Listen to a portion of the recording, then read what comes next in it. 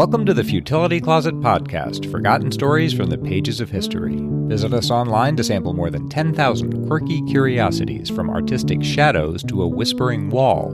This is episode 194. I'm Greg Ross. And I'm Sharon Ross. American geologist Clarence King led a strange double life in the late 1800s. He invented a second identity as a black railroad porter so he could marry the woman he loved, and then spent 13 years living separate lives in both white and black America. In today's show, we'll consider the extraordinary lengths that King went to in order to be with the woman he loved. We'll also contemplate the dangers of water and puzzle over a policeman's strange behavior.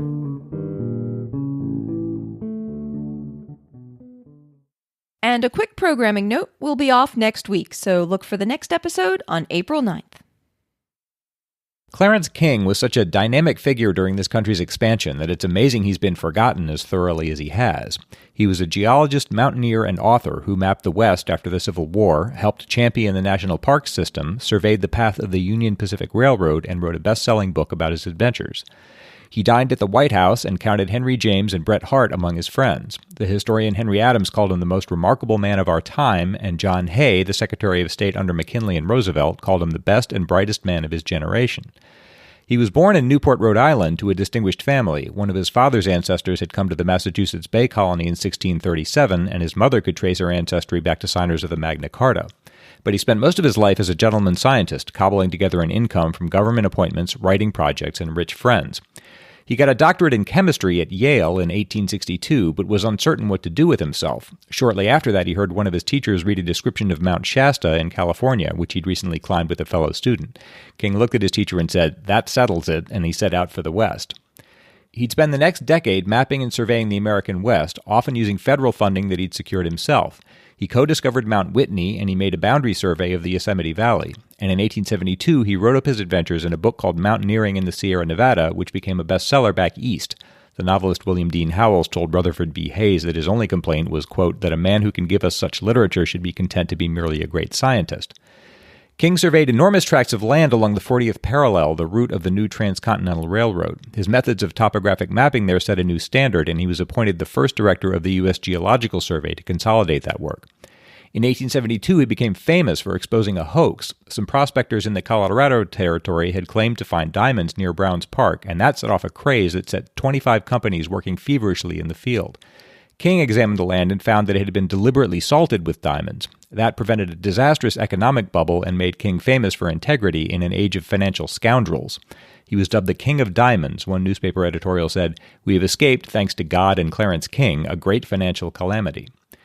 King traveled so widely and so often that his friends were seldom sure where he was, and none of them knew much about his private life, and so none of them knew that in the 1880s he had begun to go slumming after hours, setting out anonymously after dark into the streets of lower Manhattan. His secretary wrote that King would go, quote, wandering not infrequently throughout the livelong night in quixotic search of adventure. He wasn't alone in doing this. Slumming had become a fashionable amusement among the upper classes in London and Paris in the early 1880s. He'd meet and talk to people, participate in the nightlife, and sometimes even get into fights. He lived in a succession of Manhattan hotels, which gave him anonymity and privacy, and eventually he asked his friends to write to him at his clubs, so he wasn't even receiving mail at home. He could disappear for extended periods without anyone's knowledge. He spent years making nocturnal rambles throughout New York in the mid and late 1880s, and at some point in late 1887 or early 1888, he met a woman named Ada Copeland. She'd been born a slave in West Point, Georgia around 1860 and had gained her freedom at the end of the Civil War. She left Georgia in the 1880s and went to New York, where she eventually found work as a nursemaid with a friend in lower Manhattan. She was 20 years his junior, but King was attracted to dark-skinned women, and she could read and write, which was unusual for a black woman at the time. She told him she was Ada Copeland. He told her he was James Todd, a black Pullman porter, and she believed him. That can be hard to understand. Clarence King was almost as white as it's possible to be. He had sandy blonde hair and blue eyes, and he could trace his European ancestry back to the Middle Ages. But after slavery was abolished in this country, the notion of race had become rather abstract. Slavery had such a long history here that many African Americans had European ancestry, and some of them passed or identified as white. That created a problem for whites. How could you identify a black person if it wasn't by their enslavement? One solution was to focus on ancestry rather than appearance. In many states, if one of your 8 great-grandparents was black, then you were black, no matter your actual appearance. and that made it possible for a fair-haired, blue-eyed, white-skinned man like Clarence King to claim to be black. Those rules were often still in place in the 20th century. If you want a striking example of this, look up Walter White, who led the NAACP for 24 years. White looked European. Of his 32 great-great-great-grandparents, only 5 were black and the other 27 were white. But he was considered black. In his 1948 memoir, he wrote, "I am a Negro. My skin is white, my eyes are blue, my hair is blonde. The traits of my race are nowhere visible upon me." Ironically, judging race by ancestry made it easier to move between racial categories rather than harder. Blacks with light skin could pass as white and get jobs and social advantages that otherwise wouldn't be open to them. And Clarence King could pass in the other direction, claiming to be black when in fact he was white. He reinforced that by claiming to be a Pullman porter, since it was well known that only black men were employed to work as porters in Pullman sleeping cars. Possibly Ada had doubts about what King told her. We don't really know what she was thinking. But if she liked King personally, as apparently she did, his story would have made him an appealing partner. Pullman porters were among the elite of the black working class, almost within reach of the middle class. A relationship with a prosperous, light-skinned black man might seem like a step up the social ladder for Ada. In contrast, a relationship with Clarence King, a powerful white man, would only invite trouble in a society where both whites and blacks frowned on mixed-race relationships. In any case, she accepted him, and they started seeing each other. For King, this was a risky step. Once he told her he was James Todd, he couldn't afford to see her in the presence of either her employers or his own friends. If they called him Clarence, or if she called him Jim, his double identity might be exposed. To be with her, he'd have to invent a whole past, hiding his worldliness and education and avoiding any mention of his real family, friends, travels, cultural tastes, or employers. Why would King take this step, given all the danger? The Princeton historian Martha Sandweiss, who's written the best book about all this, says King was a racial radical. He'd been raised by a mother and grandmother who were abolitionists, and he believed in an America without race. As early as the 1880s, he was envisioning an American future in which, quote, "the composite elements of American populations are melted down into one race alloy, when there are no more Irish or Germans, Negroes and English, but only Americans belonging to one defined American race." But his friends didn't share that view, and they might have cut him out of their lives if he'd revealed a secret relationship with a black woman. As much as Clarence loved Ada, they were living in a time in which no one else would accept their relationship. Nonetheless, they were married in September 1888 in a small ceremony at the home of Ada's aunt. He was 46, she would have been about 27. The ceremony was religious, but they never got a civil marriage license. That meant they had a common law marriage, which was valid in most states at that time. But the guests must have wondered why none of the groom's family or friends came to the wedding. King would remain devoted to Ada for 13 years, secretly supporting her and their growing family as he moved around the country living 2 separate lives. In Manhattan and in his travels, he was Clarence King, the famous white geologist, and when he crossed the Brooklyn Bridge, he became James Todd, a black railroad porter. And he interacted with Ada and her world, her friends, neighbors, and family, as a black man. In doing this, he was moving away from social privilege, and she was moving toward it. Soon after their marriage, Ada quit her job and moved into an apartment on Hudson Avenue in Brooklyn. At the same time, King moved to a hotel that was closer to Brooklyn. But he had to maintain his old life. In order to support Ada, he needed to earn a living as Clarence King. She believed he worked as a railroad porter, so he could easily explain his long absences from home, and his friends had never been able to keep track of him in any case. Living a double life was taxing, but he did it by choice. Rather than marry Ada, he could simply have asked her to become his mistress, but she might well have resisted that, wanting a respectable life. And his surviving letters show his love for her. He wrote to her from the road, "I thank God that even if I am forced to travel and labor far away from you, I have the daily comfort of remembering that far away in the East there is a dear brown woman who loves me and who I love beyond the power of words to describe. If it were not for the vision of your dear self and my absolute confidence in your love and your being true to me in act and thought at all times, I fear I should not have the faith and courage to struggle on away from you." In 1889, she gave birth to their first child, a son they named Leroy, which is French for the king, which might have been a private joke that King made with himself.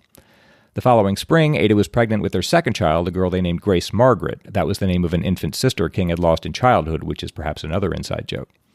He was traveling most of the time now, working tirelessly to try to support the growing family while maintaining 2 identities. Soon she was pregnant again, and in 1891 he helped the family move to a quieter, more residential neighborhood in the northwestern part of Bedford-Stuyvesant.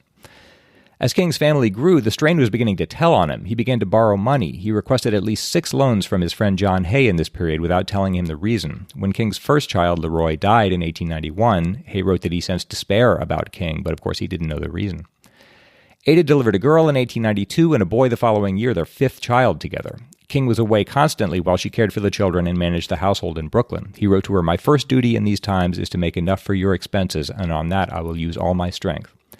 But he had a breakdown that fall at a menagerie in Central Park where he flew into a rage. 2 physicians said he was suffering from mental disturbance with occasional acute symptoms, and he was committed to the Bloomingdale Asylum for the insane. That story appeared in the newspapers, but there was nothing about it that would have made Ada suspicious. King left the asylum after 2 months. The discharge notice read, "Form of insanity, acute melancholia." He returned to her in Brooklyn, offered some excuse for his long absence, and stayed 2 weeks. Then he was off again, leaving her some money. Due to some business reverses, he was in quite serious financial straits now, but his friends saw too little of him to know quite why. He wrote to Hay, "Oh, when shall I be free once again and stand as I once did?" But throughout all this, his love for Ada never changed. He wrote to her, "My darling, tell me all about yourself. I can see your dear face every night when I lay my head on the pillow and my prayers go up to heaven for you and the little ones. I feel most lonely and miss you most when I put out the light at night and turn away from the work of the day. Then I sit by my window in the starlight and look up at the dark night sky and think of you. Lonely seems my bed, lonely is my pillow. I think of you and dream of you, and my first waking thought is of your dear face and your loving heart." In late 1896 or early 1897, he helped the family move to a quiet residential area of single-family homes in Flushing, Queens. There, Ada had 5 servants, a nurse, a music teacher for the children, a cook, a maid, and a laundress. Clarence wrote, "Ever since I put that ring on your finger, I have worked and prayed for you, and will do so until God parts us by death."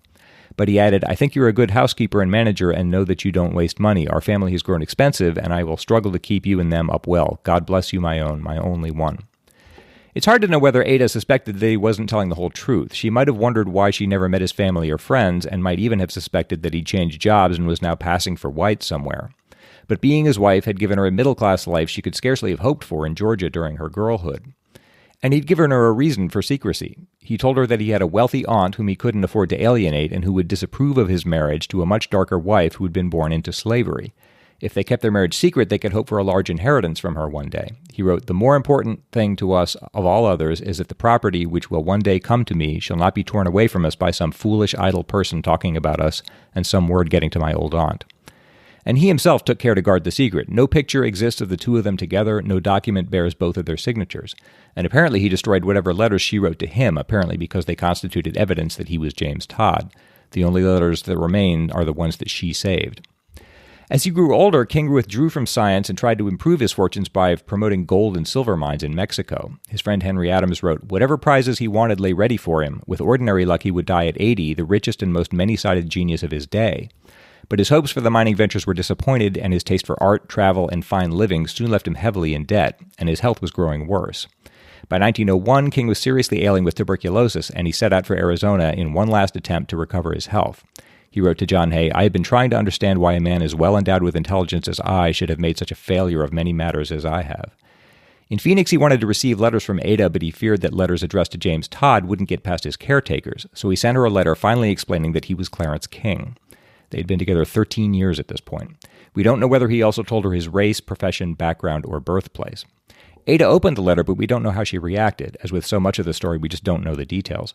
King apparently still urged her to keep the relationship private. He wrote to her in late October to tell her how relieved he was that she'd got away from the place, quote, "where so many people felt curiosity about you and me."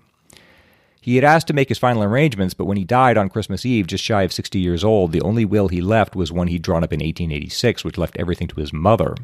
His funeral was held on New Year's Day, 1902, at the Brick Presbyterian Church in Manhattan. He was buried in his family's plot in Newport, Rhode Island. Now Ada began a 31-year legal battle to establish some claim to King's legacy. He'd said he'd left $80,000 in a trust fund for her with his friend James Gardner. That would be more than $2 million today. He wrote, "You need never worry." Gardner started sending her monthly checks of $65, about $2,000 today, and he bought a house in Flushing where she and the children could live. But when she tried to press her case, they stonewalled her and warned her that they'd cut her off if she made an outcry. The attorneys she engaged advised her to drop the case, and eventually she did so, but she took it up again in the 1920s and finally got her day in court on November 20th, 1933. King's love letters to her were read into the record, which made a small sensation in the press, but by then King's reputation had already begun to fade. The fact that King had lived a double life never came to light, nor did the fact that Ada herself might have been deceived. In the end, the trial found that King had been broke. There was no trust fund. The flow of money that had been supporting Ada in the house had been arranged by King's old friend John Hay to protect King's name and prevent any scandal. Ada was disappointed in her lawsuit and she lost the monthly payments, but she'd established her family links to King and she got title to the house where she lived with 2 of her children until her death on April 14, 1964, at age 103. She'd outlived her husband by more than 62 years.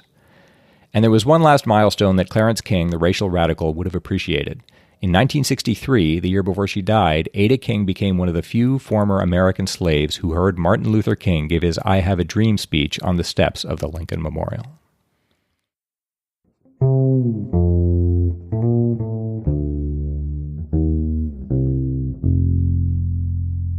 This episode is brought to you by our patrons and by Away.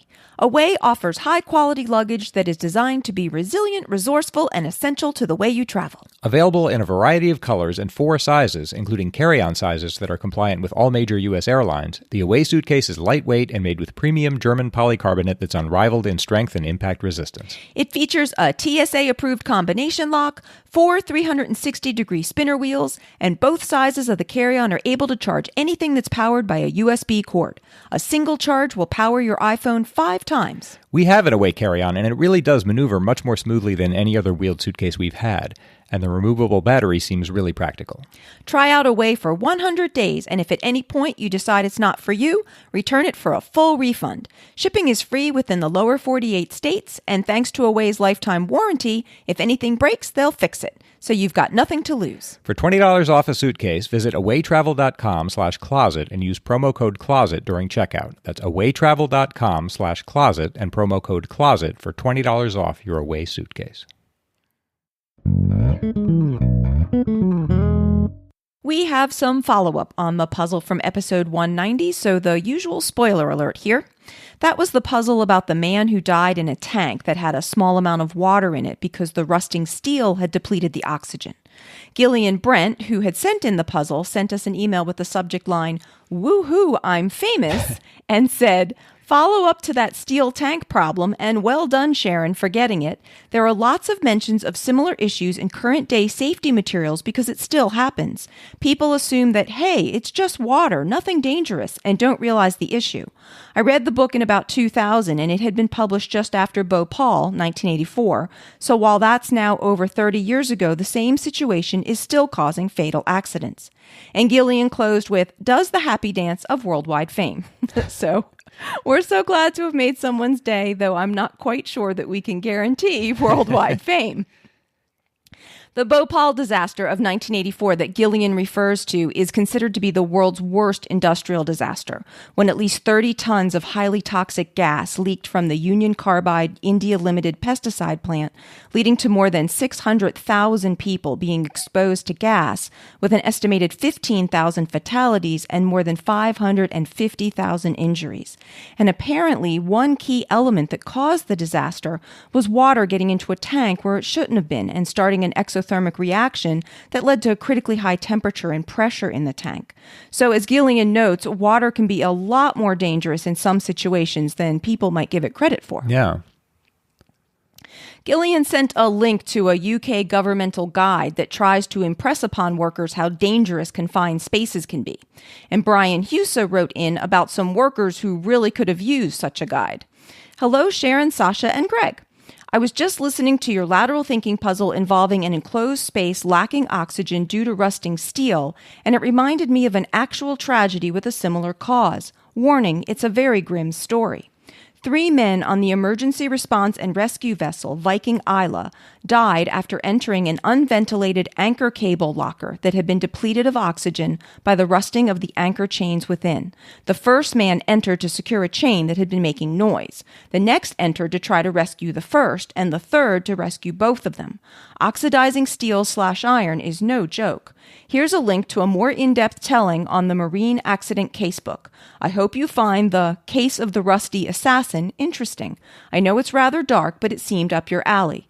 Thanks for the many hours of audio brain food." This incident is really similar to the puzzle that we did, though unfortunately it was even more fatal. It occurred in 2007, and the Maritime Accident Casebook website says, "More than one of the seafarers aboard Viking Isla was astonished that 3 men, their workmates, could simply collapse and die in an anchor locker. Many of the seafarers on the ship, including the master, didn't think of an anchor locker as a dangerous place." And that came down to the men not realizing how very depleted of oxygen the locker was and how very quickly they could be overcome by the effects. Yeah, that somehow compounds the tragedy that it just seems so innocuous that you don't even stop to think that it might be right. that dangerous. Right. And it's now been 4 whole episodes since we last had any discussion about bears, so obviously we are due. After episode 190, Sam Dick sent us an email with the subject line, Bears in Jail. Sam said, Hi, Greg, Sharon, and Sasha. The discussion of bears and jailing donkeys in the most recent episode brought to mind the town of Churchill, Manitoba, which is the self-proclaimed polar bear capital of the world. They use round doorknobs there, but also keep cars unlocked so you have an easy place to hide should you need it. Because the town is on a polar bear migration route, they often get them wandering into town, and provincial wildlife officers will arrive to scare them out of town. But if they keep coming back, they have a holding facility, informally called the Polar Bear Jail, located near the airport where they hold them before airlifting them far from town once ice conditions allow. The hope is that eventually the bears will begin teaching their cubs to stay out of town, so the jail will eventually run itself out of business. And Sam sent a link to an article with a photo of the polar bear holding facility, in front of which are 3, I'm assuming, drugged polar bears lying in nets and being attached to a helicopter with ropes to be airlifted out. The article says that over 2/3 of all polar bears live in Canada, and that climate change is causing them to spend more time on land rather than on the sea ice. This is bringing them into inhabited areas in search of food, leading to increasing numbers of polar bear encounters in places like Churchill. And Churchill's polar bear situation might take some of the heat off of Colorado, which we have apparently been bear bashing quite a bit, as Megan Bergstrom wrote in about. Hello, Greg, Sharon, and Sasha. I've been listening my way backwards through your podcast, which is probably the wrong way to go about it, but nevertheless, I persist. I couldn't help but notice all the mentions of bears and my adopted home state of Colorado. Granted, I've lived here since I was 4, but Coloradans can be picky about you calling yourself a native if you weren't born here. I kept thinking, come now, there aren't that many bears here, which made me really think about how many times bears have come up in my own life. And I realized that, yes, there are many bears. Just last year, I found myself picking bike routes based on my odds of encountering a bear because a mother bear and her cubs had been reported along one of my favorite trails. I don't even live in the mountains. I live in the city of Loveland. The year before, my husband and I were up in Estes Park walking along the lake, and some teenagers told us, hey, there's a bear coming this way. And I thought they were pulling my leg. But no, there was a bear coming down the trail, seeming perplexed by all of the walkers and bikers that were choosing to follow it. My husband and I chose a different route and headed off, not wanting to crowd or distress the poor thing more than it already was.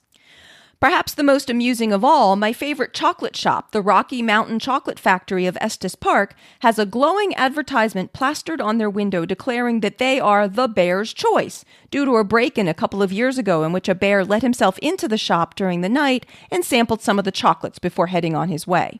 There's even a video on their website. And really, I can't blame the bear. They do make the best caramel apples this side of the Great Divide. These aren't even all of my bear stories, but I don't want to talk your ear off. I really enjoy listening to your podcast. Thanks very much for all your hard work. I watched the video of the local news story about the bear breaking into the Colorado candy shop. The store's security cameras got a recording of the bear easily opening the front door and wandering through the shop, jumping up on and over counters in search of treats. Surprisingly, the bear didn't damage anything at all in the store, just ate a bunch of the sweets.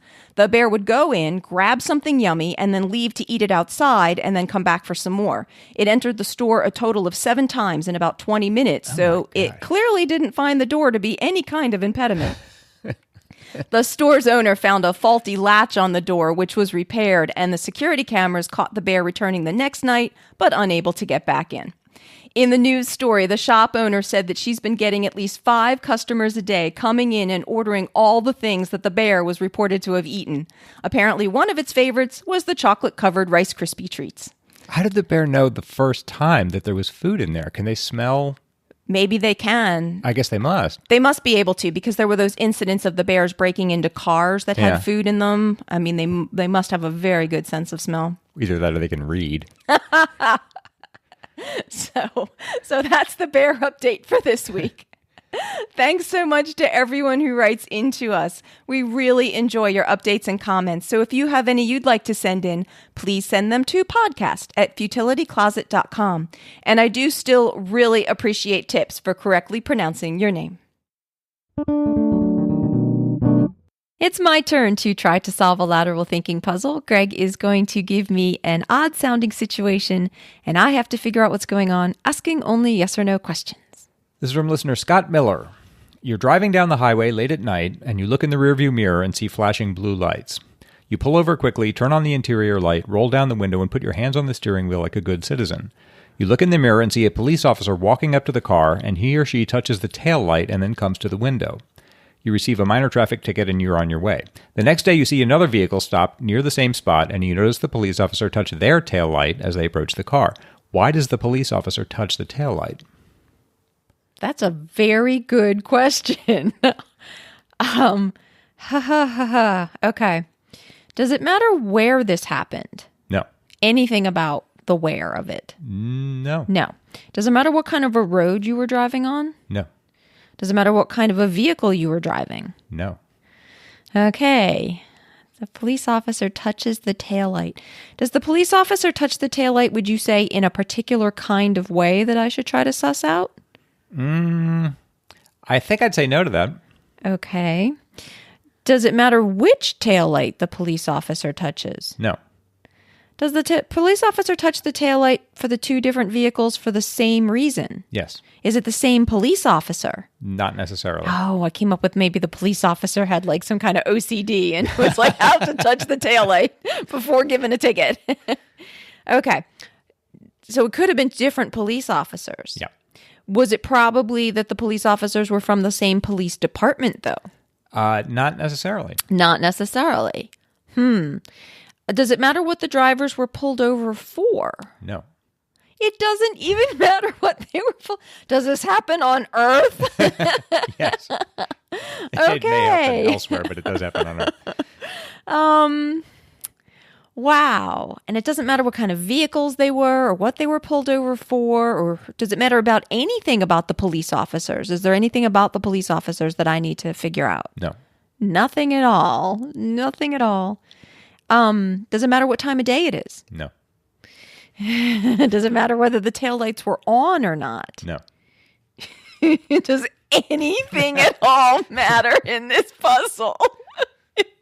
Hopefully something does. But I can't find it yet. Okay, let's start again. Read me the situation again. All right. You're driving down the highway late at night. Does it matter that it's late at night? No. Okay. Does it matter that it's a highway? No. Does it matter that it's me driving? No. Okay. And you look in the rearview mirror and see flashing blue lights. Are the flashing blue lights a police officer? Yes. A real police officer, not somebody pretending to be a police officer. Yes. I'm looking for what I'm missing here. You pull over quickly, turn on the interior light, roll down the window, and put your hands on the steering wheel like a good citizen. Is any of that important? No. Okay. You look in the mirror and see a police officer walking up to the car, and he or she touches the taillight and then comes to the window. Is anything in that sentence particularly important? Only the touching of the taillight. Okay. I'm still trying to find anything here. You receive a minor traffic ticket and you're on your way. And it doesn't matter what the ticket was for. That's right. Does it matter that you received a ticket? No. Okay. The next day, you see another vehicle stop near the same spot, and you notice the police officer... Near the same spot. Is there something about this spot? No. No. It could have been somewhere completely different. Yes. Okay. And you notice the police officer touch their taillight as they approach the car. Are you mistaken in thinking that the police officer is touching taillights? Is the police officer actually doing something different? No. The police officer is actually, when you say touching the taillight, the police officer is putting his or her hand physically on a taillight. Yes. Okay. Still can't find anything here. Keep going. That's it. Why does the police officer touch the taillight? That's all I got for you. I'm going with OCD. It's like an infliction, an epidemic of OCD in a whole area for police officers. I am trying to think. Okay. Do you think that the police officer were given instructions to touch taillights or touch some part of the car? Yes. It's my understanding they're trained to do this. At least some of them are. To touch the taillight. And it doesn't matter who they think they've stopped or for what reason. Right. Or what kind of vehicle. That's right. Is there anything about the conditions, weather conditions or... No. And some police officers are trained to touch the taillight. I'll say it's a precaution. Against, for the police officer's safety? Yes. Well, yes, potentially. But the taillight specifically, could they touch some other part of the car and achieve the same thing? Yes. They could. Yeah. They're trying to ascertain something. No. They touch the taillight by convention. They could touch some other part of the car, but that's just sort of the agreed thing they're going to touch. Does it have something to do with that they're videotaping the encounter? No. They want to touch some part of the car, and it's for the police officer's safety. Two things that might go wrong. But they're not trying to ascertain something. When they pull over a car for a traffic stop, they don't know what's going to happen. Correct. Something could go wrong. I Something agree. could happen to the police officer or the driver could flee. Yeah. And this is a measure... To make sure the car is turned off? No. They're fully stopped? No. Make sure it's a real car. They're touching it with their hand. Yes. Like a naked hand, not in a glove? Yes. Is that important? That's important. To see if it's hot? No. Cold? No. It feels a certain way? No. That it doesn't feel a certain way. I mean, they're touching it with their hand. Suppose one of these things happened. Suppose, for example, that the driver shot the police officer or just took off, just fled. Oh, the police officer gets their fingerprints on the car? Yes, that's it. Oh, is that it? Seriously? At least police officers are trained to touch the taillight as they approach the car to leave a fingerprint. Before dashboard cameras became common, this was a simple safety measure. If something happened to the officer during the stop or the driver fled, the fingerprint would serve as proof of the traffic stop and could help investigators to identify the car and its owner. Wow, that's really interesting. And apparently I never would have thought of that. So thank you, Scott, for sending it. Thank you, Scott. And if anybody else has a puzzle they'd like to send in for us to try, please send it to us at podcast@futilitycloset.com. Futility Closet is a full-time commitment for us. While we do sometimes have some advertising on the show, the bulk of our support actually comes from our amazing listeners. If you would like to help support our celebration of the quirky and the curious, please check out our Patreon page at patreon.com/futilitycloset or see the support us section of the website at futilitycloset.com. If you join our Patreon campaign, you'll get extra discussions on some of the stories, more lateral thinking puzzles, peeks behind the scenes, and updates on Sasha, our dedicated show mascot. If you have any questions or comments for any of us, you can email us at podcast@futilitycloset.com. Our music was written and performed by the awesome Doug Ross. Thanks for listening, and we'll be back in 2 weeks.